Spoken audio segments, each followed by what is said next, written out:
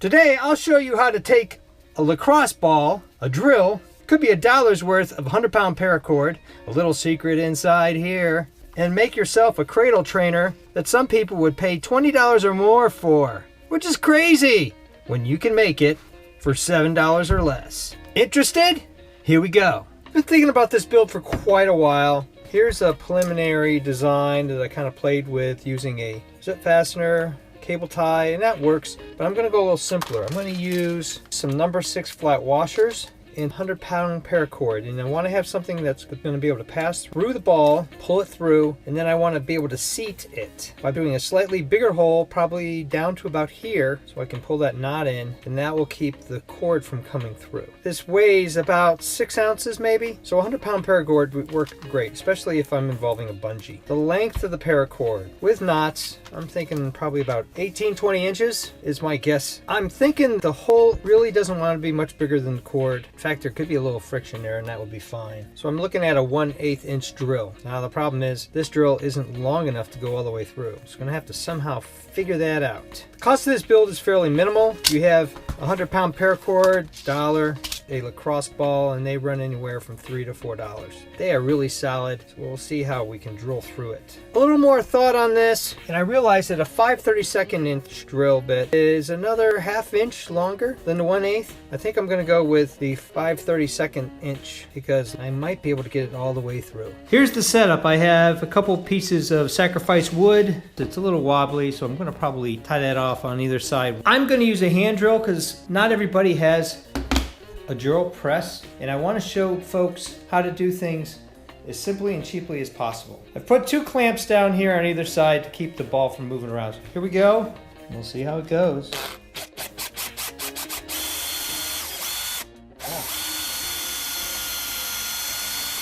Well, that's very interesting. I thought it was solid orange all the way through.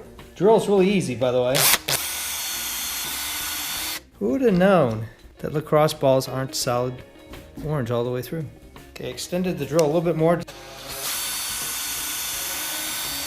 I just verified with a nail that it's all the way to the wood. I don't want to take it out of this fixture because I want to make a second wider hole for the knot. For number 6 washer, it seems like a 3/8 inch drill bit is just about right. So I'm going to use the 3/8 inch drill bit and drill a hole about this far in so that I can set the washer, another washer on top of it, and still have room for the knots.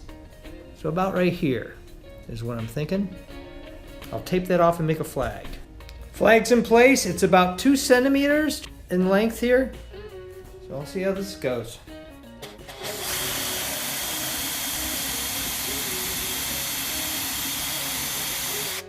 It's hard to see, but basically the hole is big enough to put this washer in.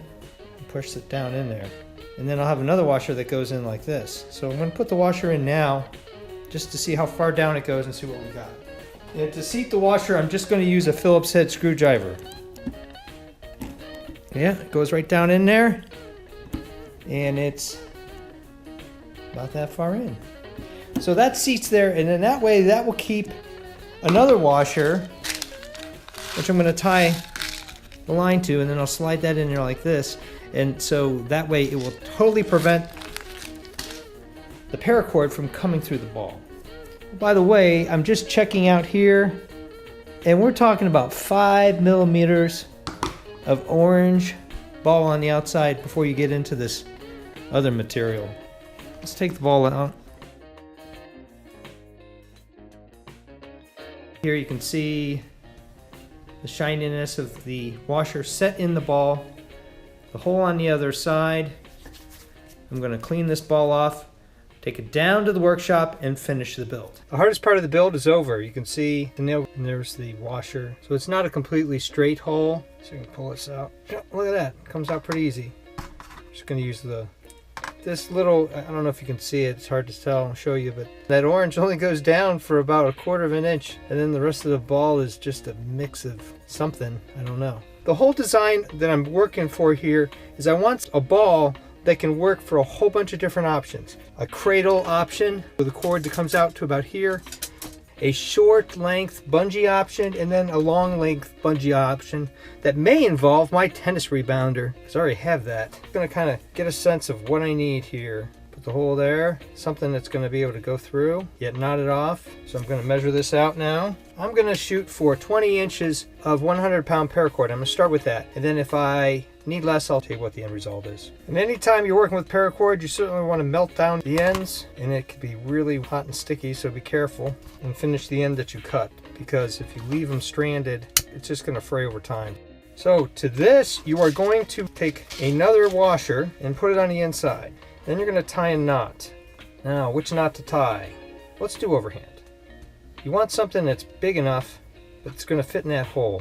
After taking the 20 inches of cord, you're going to take 2 number 6 washers, and you can see that one's an unfinished end, nice rounded end, and you place those in and just do a simple overhand knot that's going to fit in that hole, and try to make it so that there's not much tail at all. So a little bit of manipulation, and I got that so it's very little tail. Tighten up really good. Now you have the washers. It's important that you put the 2 finished ends on opposite side, because these can be sharp on the inside and you don't want it to cut the cord. Bring these washers down this way, and you've got a system that's going to protect your cord. Now you got to get this through the hole this way. I'm going to use a paper clip. It's just a paper clip that I've kind of manipulated a little bit. I think what I'm going to do is just make like a little shepherd's hook. It's got to be wider than the ball. Run it through here, run it through the bottom, all the way here like this. Put your paracord on the little hook here, and then just pull it through.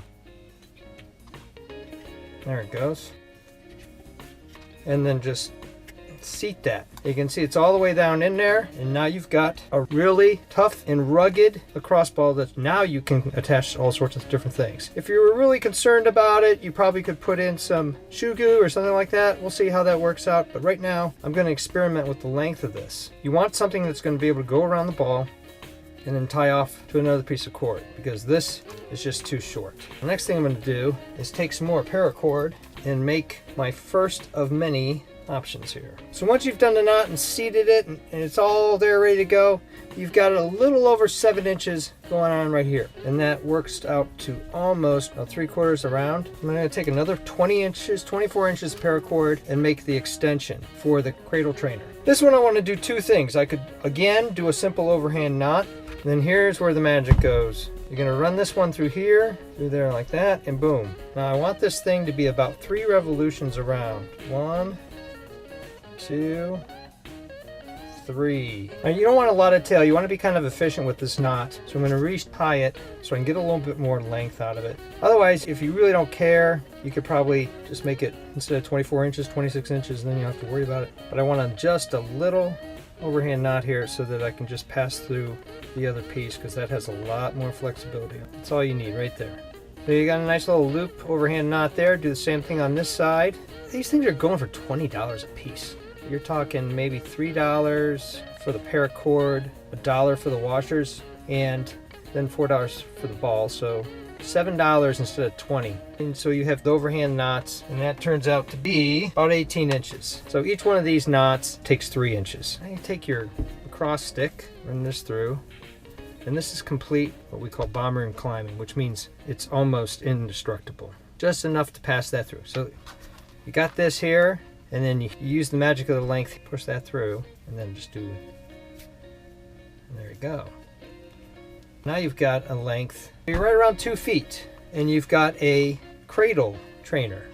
The great thing about this is once you've bought the washers and the paracord for about $4, then you just buy the ball, you can make a dozen of these things for less than a couple dollars. And that is not coming out. That's rock solid because of the washers impinging against the other washer in those knots. If you're a little worried about that, just fill it in with some shoe goo. So now I've got a cradle trainer. This loop's not coming off. That loop's not failing. But you should always check it every single time before you use it, because you want to be safe. That just stays on there real tight. When you're done, you want to break it down. All you have to do is run the ball through it. Comes off. Take this off. Seconds on, seconds off, install. This design works both indoors and outdoors. great practice. Here I am in the kitchen, and I have no fear that this is going to damage one of the many really expensive things around where I'm doing this. Thumbs up and comments always appreciated. Thanks for watching. Stay tuned for more lacrosse trainer builds where I'm using bungee cord so that you can do a full throw and then it bounces back. Coming soon. Please subscribe below for all my future builds. I do builds on sports, cosplay, lightsabers, wands, home improvements, home fixes, all below.